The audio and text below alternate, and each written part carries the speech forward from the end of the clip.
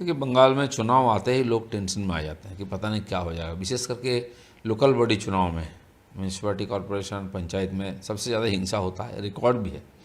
लेकिन वो हिंसा को बंद करने का, रोकने का नाम मात्र नहीं है, क्योंकि यहाँ की जो पार्टी सत्ता में है, जिनको शांतिपूर्वक चुनाव करने की जिम्मेदारी है, वही हिंसा करते हैं। बाकी पार्टी देखिए, सारे विपक्ष के पार्टियाँ, यहाँ तक कि सरकारी जो कर्मचारी जो चुनाव कराने जाएंगे बूथ में, वो भी डिमांड कर रहे हैं कि सेंट्रल फोर्स आए, लेकिन सरकार नहीं चाह रही, पार्टी टीएमसी पार्टी नहीं चाह रही। कोर्ट का जो वर्डिक्ट है उसका एगेंस्ट में उन्होंने सुप्रीम कोर्ट चले गए कि सेंट्रल फोर्स ना आए। लेकिन उल्टा तरफ देखिए, इनके पास पुलिस नहीं है, एक दिन में पूरा चुनाव करने के लिए आधा बूथ खाली रहेगा। और जिस प्रकार से हिंसा शुरू हुआ है नॉमिनेशन का पहले दिन से, अब आगे चल के क्या होगा। 5-7 लोगों का डेथ हो गया है नॉमिनेशन में ही। अब चुनाव प्रचार अभी क्या है, जिन लोगों ने नॉमिनेशन किया है विपक्ष का, उनको धमकी दे रहे विड्रॉल के लिए। उनके पार्टी में भी हजारों लोग एक्स्ट्रा जो किए हैं नॉमिनेशन, उनको भी धमकी दिया जाए कि तुम विड्रॉ कर लो, तो ज़्यादा हिंसा होगा।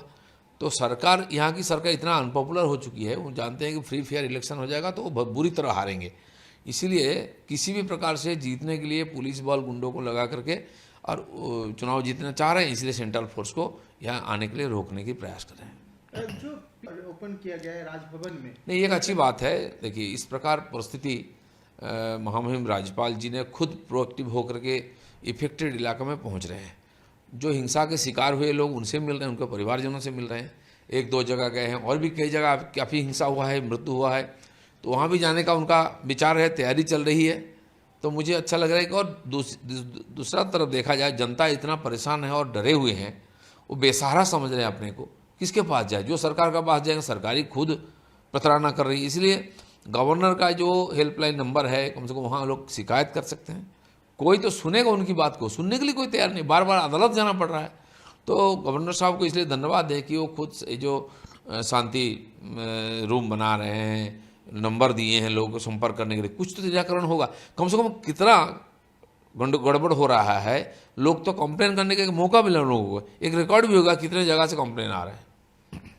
बदल भी अब सुप्रीम कोर्ट के और रुख किया है केंद्रीय बल के खिलाफ, क्या कहना चाहेंगे? यही तो चिंता की बात है। ऑलरेडी हाई कोर्ट ये जो जजमेंट दी है कि सेंट्रल फोर्स लगाना है, नहीं तो फ्री और फेयर इलेक्शन नहीं हो पाएगा, और एक प्रकार जजमेंट है। लेकिन सारे लोग खुश हैं कि चलो, विशेष करके जनता जो चुनाव में अपने प्रतिनिधि को चुनेगा, वो अगर बूथ तक नहीं पहुंच पाएगा तो कैसे चुनाव होगा।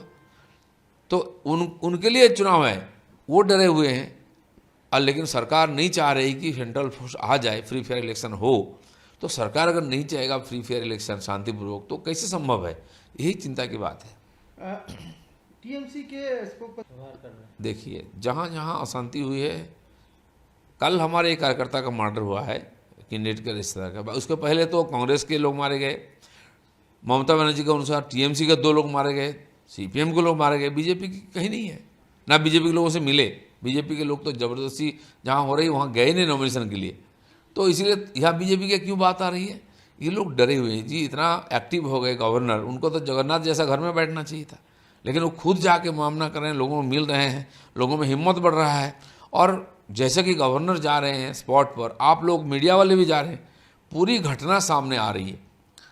अभी तो घटना में 5-6 लोगों की हत्या हुई है, और यहाँ की मुख्यमंत्री खुद बोल रहे हैं कि 2 उनके पार्टी लोग मारे गए, लेकिन पुलिस रिपोर्ट में देखिए वो बोलते कोई खून खराबा नहीं हुआ है, हिंसा नहीं हुआ। इलेक्शन कमीशन का वो रिपोर्ट आ रहा है, और वो रिपोर्ट जाएगा कोर्ट में, जिसका आधार पर जजमेंट होगा। इसलिए डबल स्टैंडर्ड है। जो पुलिस मंत्री है, मुख्यमंत्री, वो खुद बोल रहे हैं मर्डर हो रहा है, और पुलिस बोलता है कुछ नहीं हुआ है। स्टेट कमीशन भी तो बोल रहे वायलेंस अफेक्टेड एरिया नहीं है, इसीलिए वायलेंस पुलिस का रिपोर्ट पर ही इलेक्शन कमीशन रिपोर्ट बनाएगा। तो पुलिस सब जानते हैं, उनके सामने बम बंदूक चल रहा है, लोग मारे जा रहे हैं। कल जब गवर्नर गए भांगड़ में, उनके चारों तरफ कैनिंग गए, उसके पहले दिन भांगड़ गए, तो उनके आजू बाजू में बम पड़ा हुआ है, जिंदा बम। उनके सुरक्षा के लोग उठा के ला कर दिखा रहे हैं, जैसे पेड़ के नीचे आम पड़ा रहता है। तो आप कल्पना कर सकते हैं इस परिवेश में कौन घर से निकलेगा, कौन नॉमिनेशन करेगा, कौन वोटिंग करेगा। कुणाल घोष अब गवर्नर को प्रसंग पे बात करते हुए कहा कि क्या माननीय राज्यपाल जी ने सरकारी कोष से अपनी ड्रेस, सूट, चश्मा, जूता खरीदा है? अगर हाँ तो पूरी अनैतिक है, अगर हाँ तो ये पूरी तरह से अनैतिक है। इस पैसे की ऑडिट होना चाहिए। गवर्नर साहब का देखिए, टीएमसी कितना हताश निराश हो गया है। अब राजनीतिक रूप से, नैतिक रूप से वो लोग लड़ने की हिम्मत छोड़ चुके हैं। गवर्नर को व्यक्तिगत रूप से इस प्रकार आक्रमण करना, जलील करना, इनकी कल्चर है। प्रधानमंत्री के बारे में आप शब्द बोलना, गृहमंत्री जी के बारे में आप शब्द बोलना, हमारे राष्ट्रीय अध्यक्ष माननीय नड्डा जी के बारे में आप शब्द बोलना, मुख्यमंत्री का ही ये कल्चर है। उनके एक मंत्री अखिल गिरी महामहिम प्रेसिडेंट के बारे में क्या बोले। तो इस प्रकार बार बार अपमानजनक बात करके गणतंत्र को, इस परंपरा को जो धूमिल कर रहे हैं, जो ये कर रहे हैं, ये बड़ी निंदाजनक बात है। इसलिए आप गवर्नर के पीछे सब हाथ धो के पड़ गए हैं कि उनको रोको पहले। इतना डर क्यों है गवर्नर से? गवर्नर तो एक संवैधानिक पद है, वो उसी का आधार पर काम कर रहे हैं। आप जनता के पास जाइए ना, जनता तय करेगा कौन सही है कौन गलत है। व्यक्तिगत रूप से और गवर्नर को गाली देना ये कतई समर्थन योग्य नहीं है, ये हमारे परंपरा के विरोध में है। टीएमसी सांसद, राज्यपाल का काम नहीं है चुनावी हिंसा को देखना, राज्य चुनाव आयुक्त का काम है। चुनावों की घोषणा के बाद राज्यपाल की कोई भूमिका नहीं होती है। नहीं, देखिए, उनके एमपी बोल रहे हैं उनके 3 लोग मारे गए हैं, लेकिन पुलिस रिपोर्ट में एक भी रिपोर्ट नहीं है। दूसरे पार्टी के लोग भी मारे गए। तो कौन सा सही है? सरकार आपकी है, आप अलग अलग बात करेंगे। एमपी एक प्रकार बोलेंगे, मुख्यमंत्री एक प्रकार बोलेंगे, पुलिस रिपोर्ट दूसरा आएगा। दूसरा है कि गवर्नर का काम तो वही है, जब सरकार फेल हो जाता है तब गवर्नर के पास लोग जाते हैं। बार बार दूसरे पार्टी लोग भी जा रहे हैं, हमारे लोग भी उनको रिपोर्ट करें, क्योंकि वो अभिभावक हैं। तो वो उसको देखते हुए स्पॉट पे जाके लोगों को मिलकर हिम्मत बढ़ा रहे हैं। ये बहुत खुशी की बात है। इसमें टीएमसी डरा हुआ है। लगता है कि ग्राउंड में जाके बिल्कुल, जब गवर्नर ग्राउंड में जाएंगे, लोगों को देखने का मौका मिलेगा, क्योंकि साथ साथ मीडिया जाएगा और लोग जाएंगे। इससे टीएमसी डर रही है कि जो हिंसा चल रहा है, जो ज़बरदस्ती चल रहा है, चुनाव को प्रभावित करने के लिए जो साजिश चल रही है, वो खुल्लम खुल्ला लोगों के सामने आ जाएगा। इसीलिए वो अटैक कर रहे हैं गवर्नर साहब को।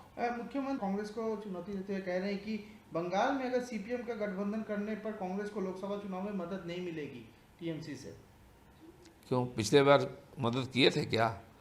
वो मुसलमानों को भड़का रहे हैं, वो दूसरे जाति वालों को भड़का रहे हैं। अब सीपीएम कांग्रेस वो क्या करेंगे? उनको भी धमकी दे रहे हैं कि कांग्रेस उनके सहारे में लड़ रहा है क्या? ये तो कांग्रेस वालों को सोचना चाहिए कि इतनी दुर्दशा है, इस प्रकार हिंसक भ्रष्टाचारी सरकार का मदद लेके वो अपना ताकत बढ़ाएंगे।